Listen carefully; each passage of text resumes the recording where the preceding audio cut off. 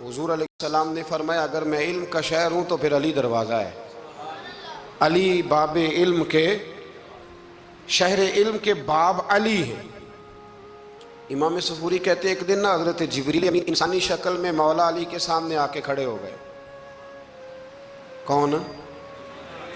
حضرت جبرائیل علیہ السلام۔ حضرت جبریل امین کھڑے ہوئے انسانی شکل میں، تو کہنے لگے علی یہ بتائیے کہ جبریل اس وقت کہاں ہے؟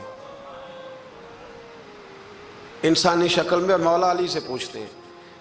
تو کچھ جو آج کل ہمارے شاگرد حضرات پڑھ جاتے ہیں نا تو وہ ذرا جلدی کرتے ہیں جواب دینے میں۔ بڑوں کو جب جواب بھی دینا بزرگوں کو تو جواب میں بھی آداب کا خیال ہونا چاہیے۔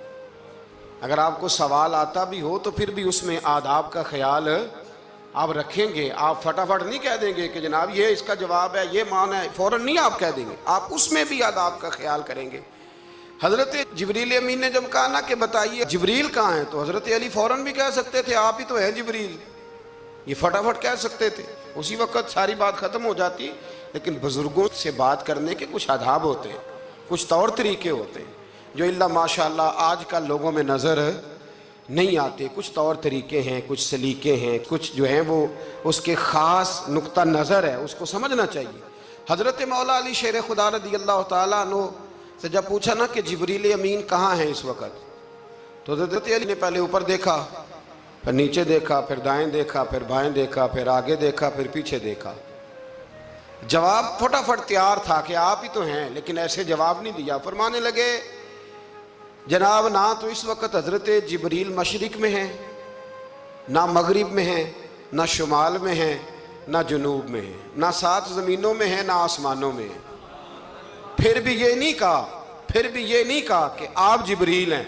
فرمانے لگے بھئی زمینوں آسمانوں مشارق مغارب میں تو کوئی نہیں، تو یا آپ جبریل ہیں یا میں جبریل ہوں، دونوں میں سے ایک ہے۔ تو حضرت جبریل امین مسکرائے، فرمانے لگے نہیں آپ تو علی ہیں، جبریل تو میں ہی ہوں، آپ علی۔ دیکھیں نا بہت سارے لوگ سوال کا جواب دیتے ہیں پر وہ آداب کو ملحوظ خاطر نہیں رکھتے۔ نبی پاک علیہ السلام نے ایک دن نماز 4 رکعتوں کی تھی تو حضور نے 2 پہ سلام پھیر دیا، تو صحابہ سے پوچھا میں نے کتنی پڑھی ہے؟ تو عرض کرنے لگے یا رسول اللہ زیادہ پتہ تو آپ کو ہی ہے پر ہمیں لگتا ہے کہ آپ نے 2 پڑھائی ہیں۔ یہاں ایسے کرتا ہے کوئی؟ سوال ہی نہیں پیدا ہوتا۔ یعنی 1 منٹ سے پہلے امام غزالی ایک درویش کے مرید ہو گئے تھے تو بہت بڑے عالم تھے۔ آپ کو پتہ ہے عالم آدمی کا مرید ہونا اللہ ہی خیر کرے کسی کرامت سے کم نہیں ہوتا، بڑا مشکل ہوتا ہے۔ وہ کسی کی غلامی کرے وہ بڑا مشکل ہوتا ہے، مطلب کٹھن ماحول ہوتا ہے۔ تو امام غزالی بیعت ہو گئے تو مرشد نے پہلا وظیفہ یہ بتایا کہ کسی پر اپنے علم کا اظہار نہ کرنا۔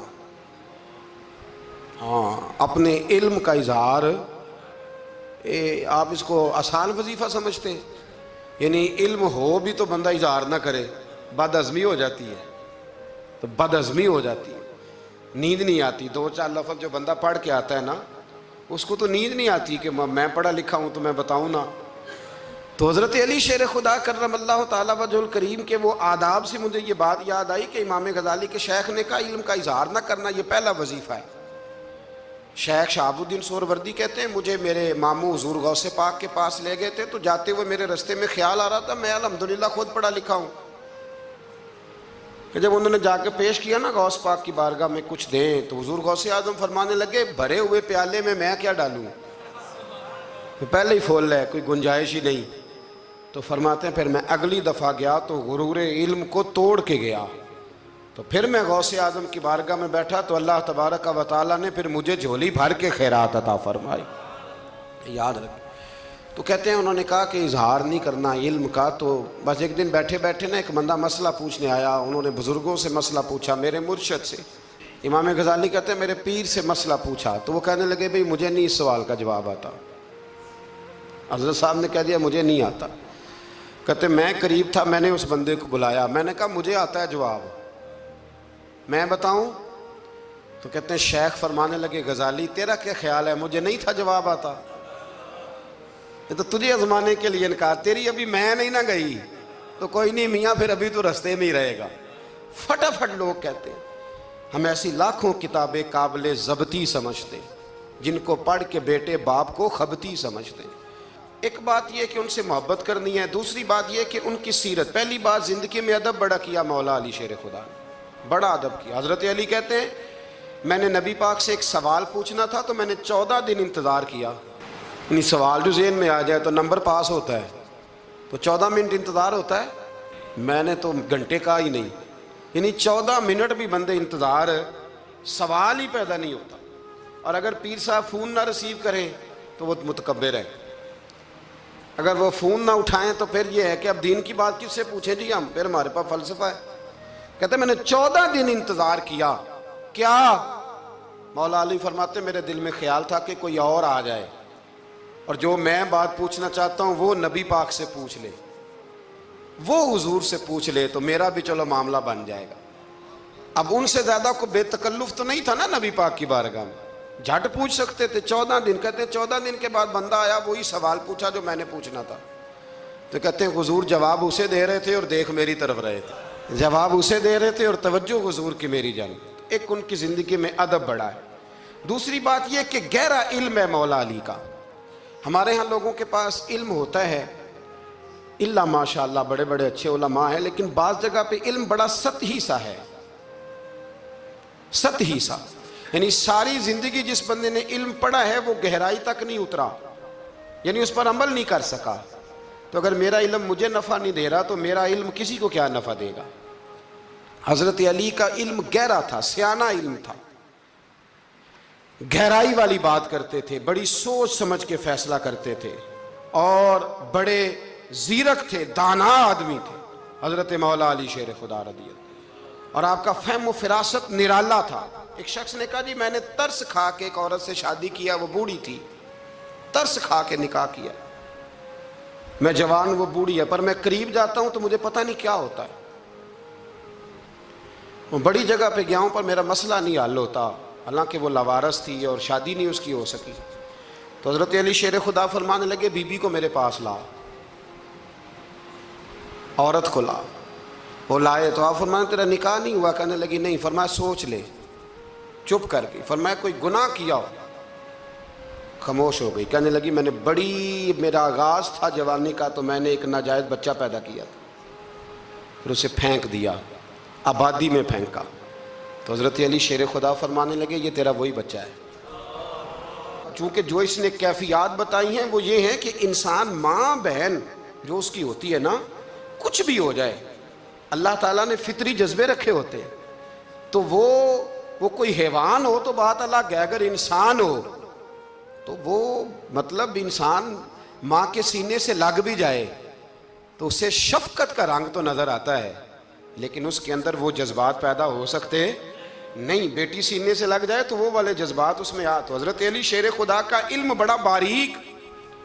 تو آپ فرمانے لگے میاں وہ جو تیرا اس کے اوپر ترس آیا نا، اس کی بھی وجہ یہ ہے کہ تیرا اس سے کوئی ازل سے رشتہ ہے، لہذا تمہارا نکاحی منق اتنا گہرا، سیانہ اور پیچیدہ، یعنی باتوں کی گہرائی تک۔ آج ہمارے بہت سارے میری طرح کے لوگ تقریر کرتے ہیں تو وہ عوامی نفسیات کے مطابق بات نہیں کر پاتے، کیونکہ ہم جو تقریر رٹ کے آئے ہیں وہ تو ہم نے تو علم ظاہر کرنا ہے، اور نعرہ لگوانا بڑا شوق ہے، جب تک وہ مطلب لوگوں میں شوق نہ پیدا ہو پھر بعد میں گفتگو ہوتی ہے۔ آج میں جلسہ لوٹ لیا ہے تو میں کہا کرتا ہوں کہ جلسہ لوٹا نہیں جاتا، جلسے میں تو کچھ لٹایا جاتا ہے، علم دیا جاتا ہے، فہم دیا جاتا ہے، شوق دیا جاتا ہے، تو یہ کیا مطلب بات ہوئی؟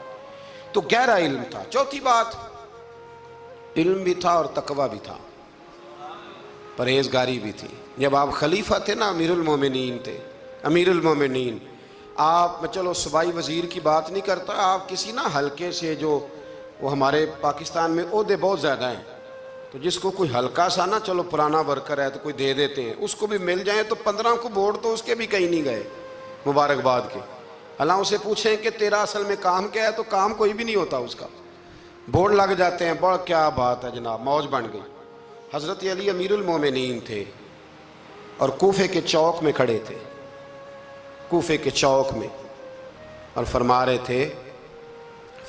تھے کہ بھئی یہ میری زرہ ہے، بڑی قیمتی ہے، یہ کوئی بندہ خرید لے کسی نے قریب جا کے پوچھا امیر المومنین کیوں بیچ رہے ہو؟ تو فرمانے لگے میری طامت پرانی ہو گئی ہے، اب نہ اتنی پرانی ہوئی ہے کہ اس پہ پیوند لگنے کی بھی جگہ کوئی نہیں بچی، اگر یہ پھٹنے کے قریب نہ جاتی تو میں زرہ نہ بیچتا۔